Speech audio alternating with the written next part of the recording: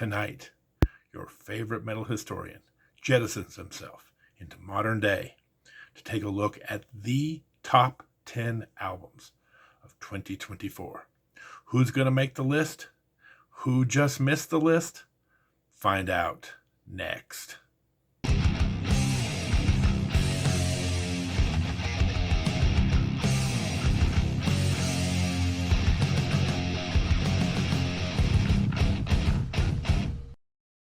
Welcome, metal enthusiasts, to a very special episode of The Metal Dude Abides. I gotta admit, this is my favorite time of year. It's my favorite episodes of the year. Over the next 2 weeks, we're going to take a look at first tonight, the top 10 albums of 2024, and then next week, the top 40 songs of 2024. I love this because while this channel, if you've been following along, is dedicated to looking at every year in the history of heavy metal and hard rock music, going all the way back to the late 60s to modern day. But the calendar on the wall kind of says it all. 2024 is almost history. So tonight we get to start talking about that this year. And what are the best songs of this year? What are the best albums of this year? I love it. As much as I love my music in the 80s, I love my music now. I still love heavy metal to this day, and discovering new music and going out and exploring all the options that heavy metal has is just the funnest thing to do. So without further ado, before we get to the top 10, let's talk about a few honorable mentions that almost made the list.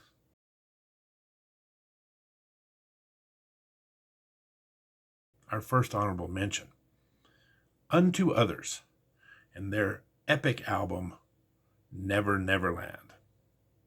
I have a feeling that this album is going to land on a lot of top 10 lists because it is absolutely fantastic. If I were to describe this album, I would say it has two distinct styles that are kind of blended together. This combination of both goth, metal, and punk rock is a strange combination, but it really works here. And the first four songs of this album kind of depict it, because on one hand you have the slower, moodier goth metal in the form of Angel of the Night, and one of my favorite songs of the year, Butterfly. Spoiler alert, next week, as I mentioned earlier, we're going to be doing the best songs of the year. I have a feeling Butterfly is going to land on that list. But it also, in the first four songs of the album, does some of that punk rock that I was talking about. A little bit more attitude, a little bit more pacing on it, with the excellent Mama Likes the Door Closed and Suicide Today. Very unique album. You kind of have to listen to it to believe it. Two very distinct styles being blended together, and it really works here. Really, the only reason this didn't make the top 10 is because there's actually two more goth rock, goth metal albums that are even better than this.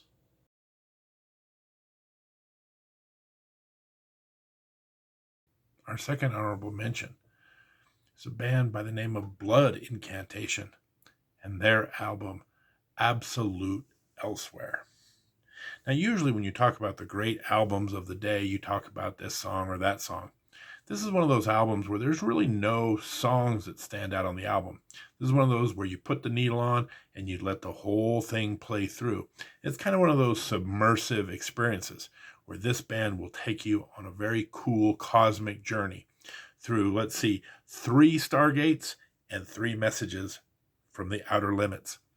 It's a really cool album, as you know, just as a death metal album that takes place in a very spacey way. So very, very cool album. The other thing about this band is they're from my home state of Colorado, a Denver, Colorado band. So shout out to Blood Incantation, my homies here in Colorado, putting out a great album. Second honorable mention, Blood Incantation, Absolute Elsewhere.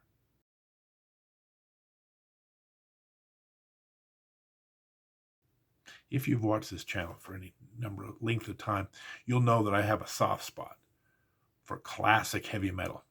And our next honorable mention fits that bill. The legendary German metal band Accept, with their 17th studio album, Humanoid. Accept has been around since 1979. Can you believe it? And many people are familiar with the Udo Dirkschneider era of the band. But over the last few years, Accept changed to a new lead singer, Mark Tornillo. This is now the 6th album in the Mark Tornillo era. And let me just say, 5 of the 6 are absolute classics. I got one little stinker in there, but 5 of the 6, pretty good record there. They are, you got to think about, a lot of people, when they think of Accept, of course they're going to think of Udo Dirkschneider, the original lead singer. But the Mark Tornillo era now has 6 albums. The original run with Udo was only 7 albums. So we're almost getting up to the point where there's been more Mark Tornillo than Udo. Pretty amazing stuff. This album is an absolute banger. The title track is good. I really like Frankenstein. Very good, fun song. And another good, heavy song, The Reckoning. But the whole album's good. If you kind of lost track of Accept over the years, after Udo left the band, go check them out. They are producing some of the best music in their entire careers. Accept, Humanoid.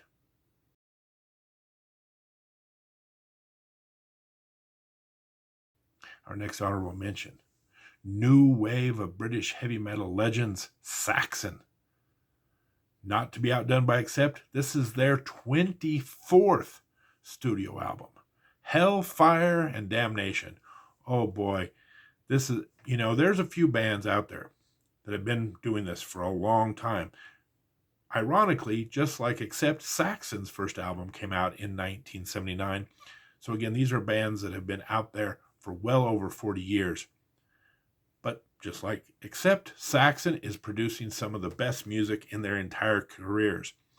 Saxon got out of the gate fast. They were one of the leading bands in the new wave of British heavy metal. Kind of waned for a few years there in the late 80s as they were kind of trying to adjust to the hair metal movement. But boy, they came back with a vengeance. They've been on a string of some of the heaviest, best music in their careers.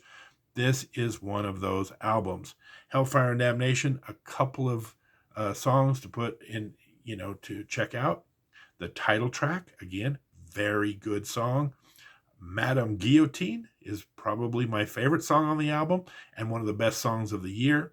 And 1066 is a nice little banger later in the album that I really enjoy. So again, our next honorable mention, Saxon, Hellfire and Damnation, another of those legendary bands that's just producing great albums in 2024.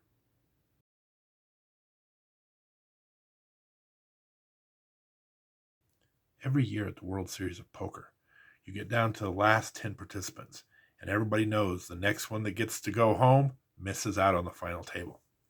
This is that version on my list.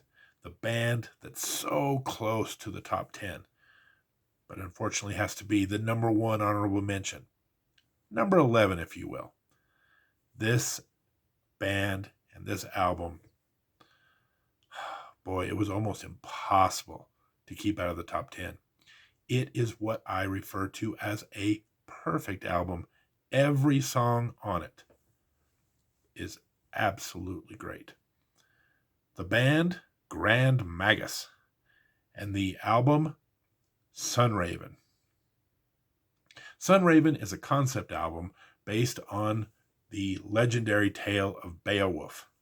And this Swedish trio, man, I tell you, I love this album so very much. This band never sounded better. Really good stuff. The first 6 songs in particular are very, very good. I would say 2 of those songs are amongst the absolute best songs of the year.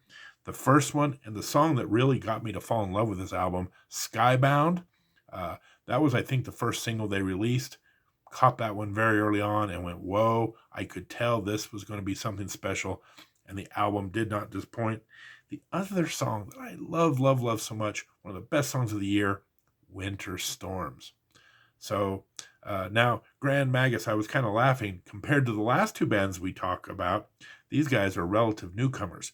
But this is their 10th studio album, and they have been around for 23 years. This may be the crown jewel in their discography. Love this album. Number 11, Grand Magus, with the absolute classic, Sun Raven.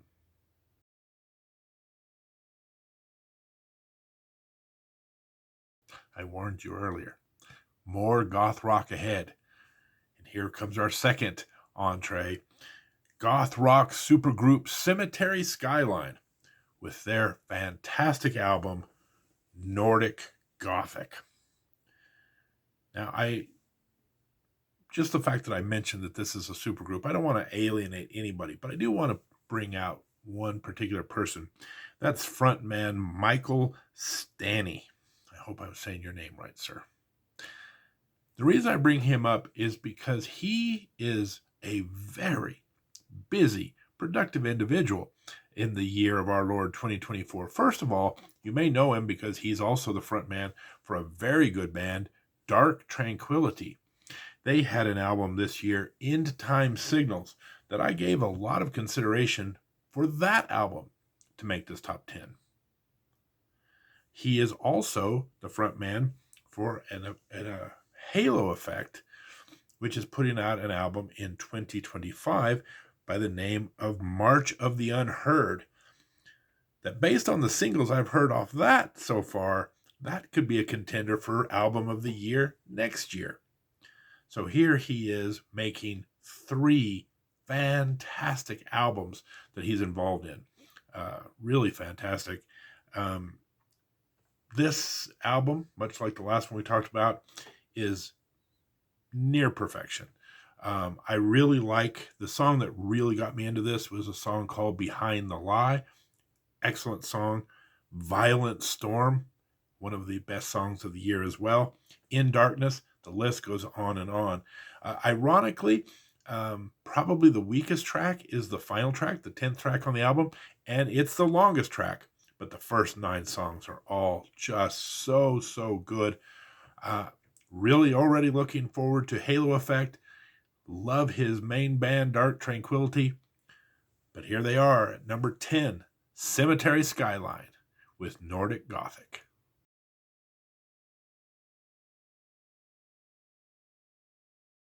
Coming in at number 9, Any Given Day with their album, Limitless. Way back in January of this year, I did a review of this album, and I said then and there, this album is throwing down the gauntlet. This is going to be the best metalcore album of the year, unless someone really puts together some humongous effort. And my words were prophetic. I do believe Any Given Day held on to that title throughout the year. A late charge by Make Them Suffer, another very good metalcore album, but at the end of the day, it's really hard, I think, to put an album out way at the beginning of the year in January. This was like the first 2 weeks of January. I've heard this album now, for 12 months. It's a little harder because new albums come out, just like a month ago, and you're like, whoa, this is new, and it's exciting, and it's fresh. But I have to say, this is the metalcore album of the year, and really, it wasn't even much of a contest. What makes this band so special? Again, I hate to single out a single member, but the lead singer of this band, Dennis Deal, I put on my review back in January, The Real Deal. This guy has just some of the most amazing pipes you're ever going to hear. I'm always a sucker for a wonderful singer, and he fits the bill. The song that really got me into this band, Come Whatever May. Interesting that a German metalcore band would put together kind of a Western sounding theme on this one, but it is just an amazing song. Apocalypse is really good. HATE, just the list goes on and on. Again, song after song after song. It's kind of funny because this is one of those bands that put out a string of singles back in 2023 that I was like, wow, when this bad boy hits in 2024, it is going to be like an atomic bomb. And sure enough, that thing just hit and has held ground for the entire year. So coming in at number 9, Any Given Day, with the best metalcore album of the year, Limitless.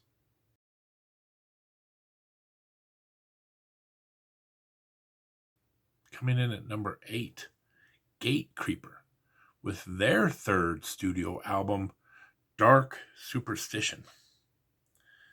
This is an absolute banger from start to finish. I think the first 7 songs on here are all classic death metal songs. My favorite on here is Oblivion, but The Black Curtain is very good. Caught in the Treads is a really heavy song. I really like Superstitious Vision, kind of a little bit maybe of a deeper cut. But like I said, this is an absolute banger. Now, I'm going to drop a few breadcrumbs here. This is not the number 1 death metal album. There's still one more to go. This is not the highest rated band from Phoenix, Arizona. One more of those to go. And a lead singer who's famously from Phoenix still left on this list. So that gives you a few clues of what's coming up. But let's not skip past this. One of the best death metal albums of the year.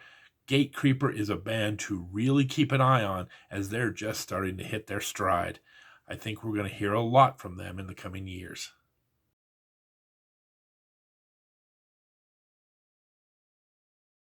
Coming in at number 7, Judas Priest, Invincible Shield. Boy, talk about some of these heavy hitters. We had 2 in the honorable mention, and now our first one on the top 10. Another band that got started way back in the 70s, 1974. This is their 19th studio album. And a little reference earlier, Rob Halford, of course, I still think lives in Phoenix, Arizona, so there was a tie-in to that. I'm going to say something a little controversial here because I don't think that a lot of people have kept up with the Priest, but I'm going to say the last 4 albums that they've put together, maybe the best run of their careers. That's how good it is. Now, I give credit. We don't talk about drummers enough on this channel, but I give credit. When they fixed their drummer issue and they brought in Scott Travis, Judas Priest has sounded so good, so heavy. It starts all the way back in Painkiller, all the way through modern day. Scott Travis has been such a, we talk about in sports, what a great free agent. This guy, bringing him over, really has made a big difference. The music they're putting out, if you were a fan of the Priest long ago and have kind of lost track of them, this is their best stuff. It's so heavy. It's so good. Go check it out. On this song, and this album in particular, I love the song Trial by Fire, one of the best songs of the year. The Serpent and the King, very heavy. Gates of Hell, Escape from Reality. The list goes on and on. So many good songs to choose from. Now, ironically, the song I like the least on this album, Crown of Horns, just got nominated for a Grammy. Go figure. If you're familiar with this channel, we fight with the Grammys constantly. Of course, they would pick the worst song on this album to promote for the Grammys. But other than that song, really good, banger after banger. I cannot believe it. Rob Halford is in his 70s, ladies and gentlemen, and sounds as good as ever. Just incredible voice on this man. I saw them a few years ago, and it seemed like Rob's voice was starting to go. And I was really, he was still, fantastic, but I thought I saw a little bit of wear and tear on the old pipes. And then, I don't know, the last couple of albums, it's just like his voice has never sounded better. So go check him out. An amazing band. Now, once again, I'm leaving breadcrumbs. Remarkably, there's still one more traditional heavy metal band that I have ranked ahead of this one. You can see if you can figure out who it is, but Judas Priest, one of the best albums of the year, Invincible Shield, coming in at number 7.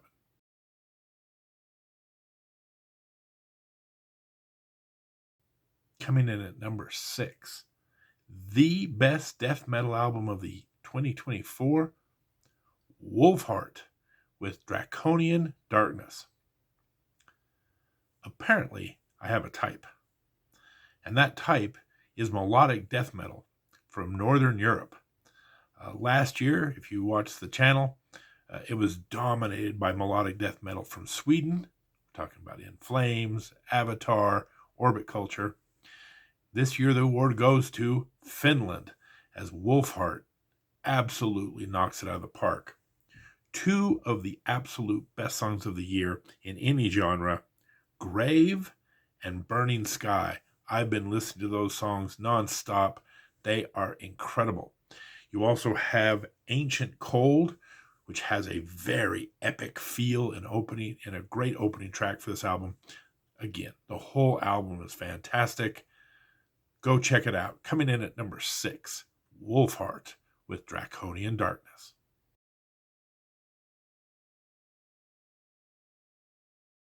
Coming in at number 5, symphonic metal legends Nightwish with their album Yesterwind. Now, I know I'm going to wade into controversy here, because whenever a very big band goes through significant personnel changes over the years, there's especially when you lose or change lead singers, there's always going to be some that are loyal to the older band. There's some that are going to be, that come in later, that love the new band. All of that aside, this may be the best Nightwish album of all time. Let the controversy begin. I love this album. I'm not it's one of those strange things. It seems like symphonic metal should be my jam. I love it when metal music meets classical music, and there's no better example of that than symphonic metal. But over the years, I find that a lot of symphonic metal, while beautiful and instrumentally pleasing and all the things that I love about that genre, it just doesn't have quite enough soul. It just doesn't have enough heart. This album, while technically beautiful, also has a lot of heart, a lot of soul. This might be my favorite Nightwish album of all time. I love it to death. When the first single came out, Perfume of the Timeless, I'm like, okay, I'm compiling my list for the year. Let's see what Nightwish has to offer. And I got to be honest, I was blown away. I was so surprised at how much I loved that song. Perfume of the Timeless has to be one of the best songs of 2024. But there's a couple of other songs I want to bring your attention to. An Ocean of Strange Islands, also very, very good. And Hyreth, which is found later in the album. I don't know if I'm saying that right, and he says it right at the beginning of the title of the song, but it's an excellent song. Boy, this one surprised me. Coming in at number 5, Nightwish with Yesterwind.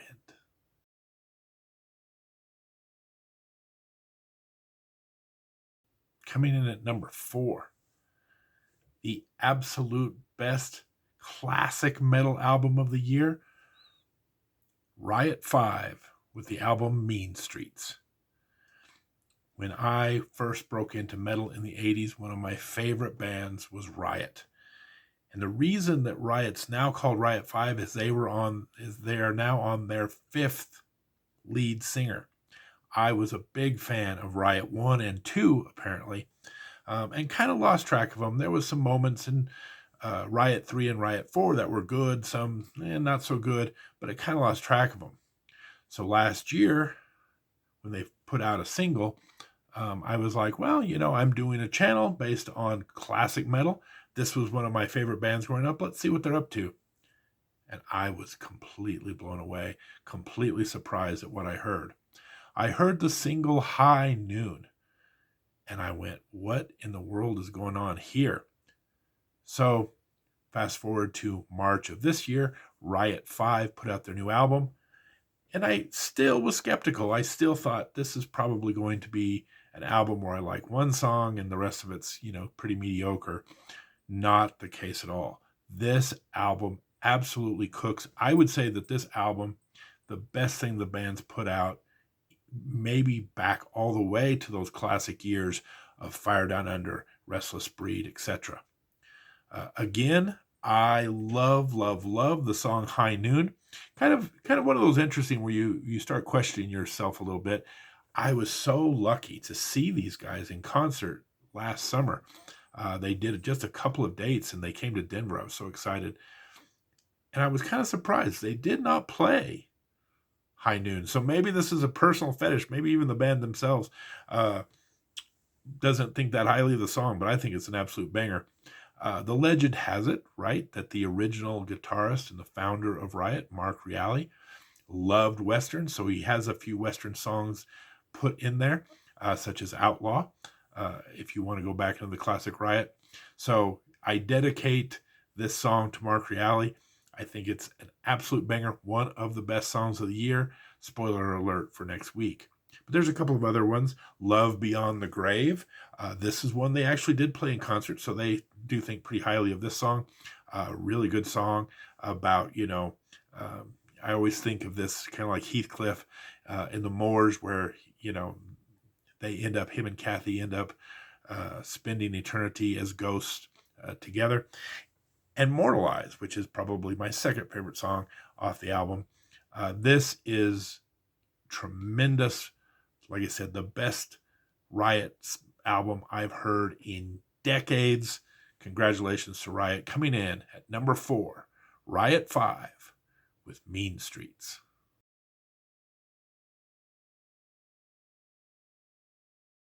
Coming in at number 3, Crypt Sermon with their new album, The Stygian Rose. These top 3 albums are really grouped tightly at the top. This is one of my absolute favorite albums of the year. Stygian Rose is another concept album. Best I understand it is this is about a scientist who is trying to reverse the effects of death and bring someone back through the veil who has passed away, a loved one, if you will. Very creepy concept, delivered perfectly by this band. Love it to death. Now, if you get into like the genre thing, Crypt Sermon is considered to be a doom metal band, but I find that they're kind of a blend of that doom metal and just good old-fashioned traditional heavy metal. Very dark, very heavy, but have a lot of similarities to some traditional bands from the past. In particular, I think this band reminds me a lot of early Savatage. And if you know me, if you know the metal dude, you know that is a compliment. I love early Savatage. Circa Power of the Night era Savatage, very raw, very heavy, very dark. Obviously, I think one of the other reasons I draw that comparison, this singer has a striking resemblance to John Oliva back in the day. So hats off to Crypt Sermon. Really good sound, heavy sound, very modern sounding. The very first track on this album is an absolute standout. Glimmers of the Underworld is one of the best songs of the year, and really one of the best album openers of the year as well. It really sets the tone for this whole thing. A lot of really good songs afterwards. Down in the Hollow is another one that's really good. The title track kind of finishes this up. Top to bottom, all the way through. This is a perfect album. And as concept albums are, all the songs kind of blend together really beautifully. A lot of consideration for this one to be all the way to the top, but it comes in at number 3, Crypt Sermon, Stygian Rose.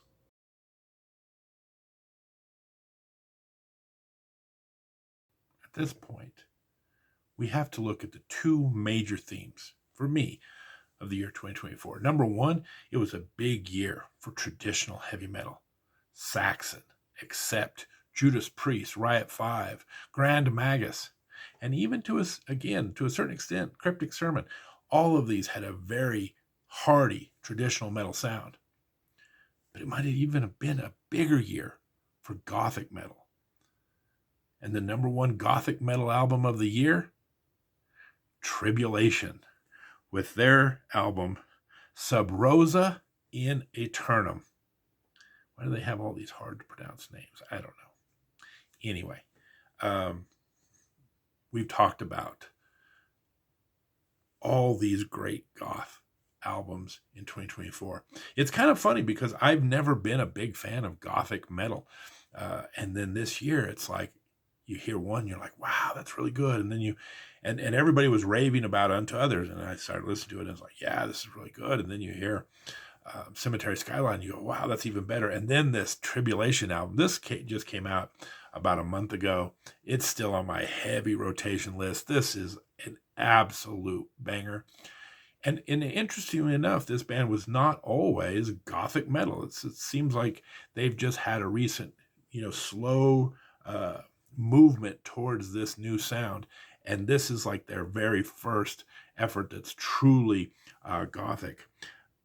The song that I heard that I still think is the absolute best on here, Hungry Waters, one of the best metal songs of the year. Murder in Red is also like one of the best. Now, I had heard several singles leading up to the album. Again, Hungry Water being the absolute, just waiting for this album. Once the album dropped, Murder in Red right there became 1A and 1B is like my two favorite songs on the album. Saturn Coming Down, another very good song. But like I say, there's not a bad song on this album. They're all very, very good.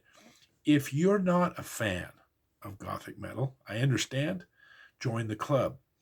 But they converted me. That's how good this is. You gotta check these guys out. Absolute. I can't believe there's an album out there that's even better than this one. But we'll get to that one in a second. Right here at number 2, Tribulation. Again, we're going to try this. Sub Rosa in Aeternum. What an absolute classic.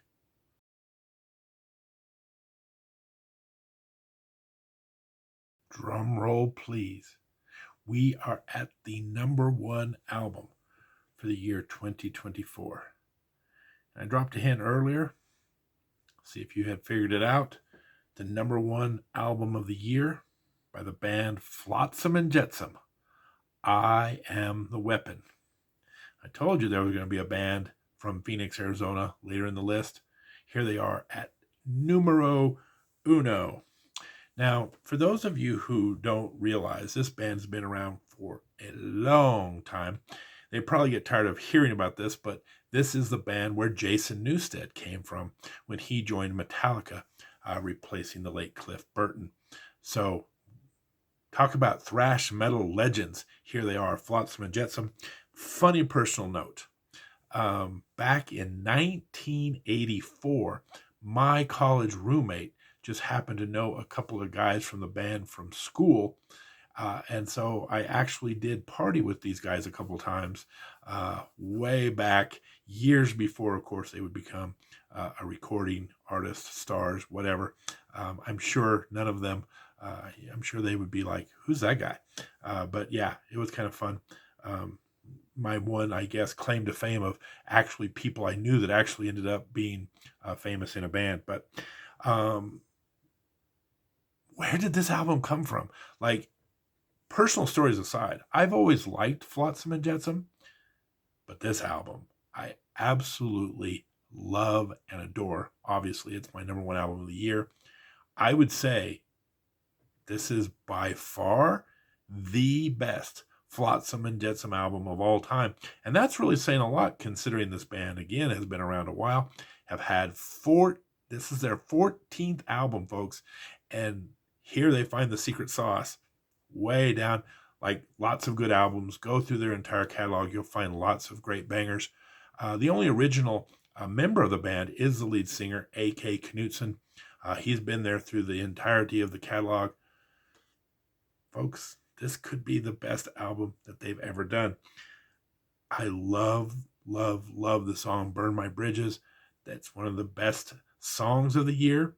I love the title track, I Am the Weapon. another one of the best songs of the year. Like, this thing is just loaded. Head of the Snake is good. Gates of Hell is good. The list goes on and on and on.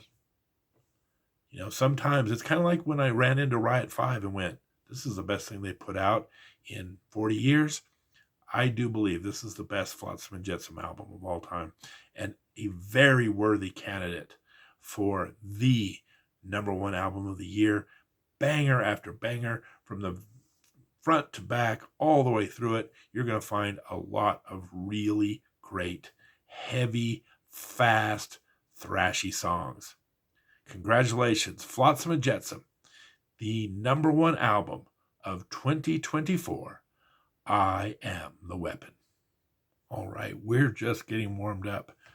2 of my favorite episodes of the year this week. Of course, we just got through doing the top 10 heavy metal albums. Next week, we're going to go through the top heavy metal songs. I think this one personally is my absolute favorite because I put together this playlist and that I've listened to throughout the year. I listen to a lot of music on Spotify, so I put these playlists together, and they just the soundtrack of the year across so many great bands and so many great songs. But before you go, I do want to, ask a favor. Go down in the comments if you have your favorite albums of the year or your favorite songs. You can wait till next week, or you can do it this week. Put them down in the comments below. I picked up a lot of great tips from people who commented last year. I'll just give you one example. Last year, when I put out my best albums of 2023, someone put in the comments, you got to check out Ne Obliviscaris, and in particular, a song by the name of Equus. I'd never heard of this band. Went out, listened to them, blown away. One of my favorite albums of the year, one of my favorite songs of the year.